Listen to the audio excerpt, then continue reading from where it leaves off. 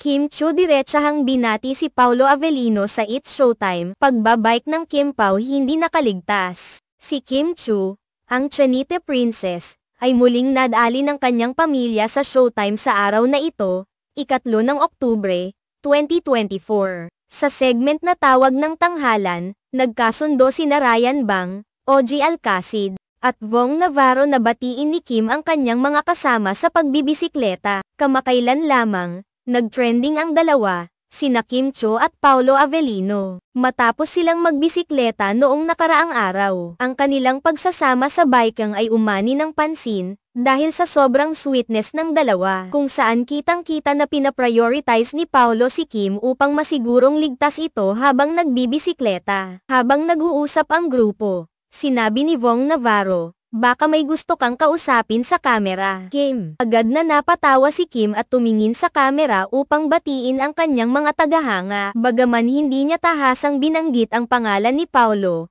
halatang siya ang tinutukoy ni Kim. Na alam ng mga tagahanga, ang kanilang pagmamahalan ay tila umusbong sa mga simpleng sandali tulad ng pagbibisikleta, na talagang nakakatuwa at kaakit-akit para sa kanilang mga taga-suporta. Ang mga ganitong eksena ay nagbibigay liwanag at saya sa mga manonood, at nakatutulong sa pagbuo ng mas malalim na koneksyon sa kanilang mga idolo. Si Kim at Paolo ay talagang yumantig sa puso ng kanilang mga tagahanga, na patuloy na nagmamasid sa kanilang bawat galaw. Mahalaga ang mga ganitong pagkakataon para sa mga artista, hindi lamang upang ipakita ang kanilang talento, kundi upang ipahayag din ang kanilang mga personalidad sa likod ng kamera. Ang kanilang natural na galaw at pagpapakita ng suporta sa isa't isa ay nagiging dahilan upang mas lalo pang tumaas ang kanilang popularity. Sa kabila ng pagiging mga sikat na personalidad, nakakatuwang isipin na nagagawa pa rin nilang makipagsaya at makipag-bonding sa kanilang mga kapwa-artista.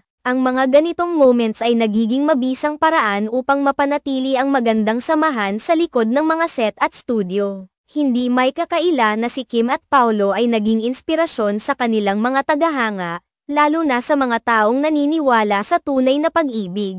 Ang kanilang relasyon ay nagiging simbolo ng pagsuporta at pag-unawa, na mahigpit na kinakailangan sa kahit anong relasyon. Maraming fans ang umaasa na makikita pa ang mas marami pang bonding moments sa hinaharap, hindi lamang sa bikeng kundi pati na rin sa ibang mga aktibidad.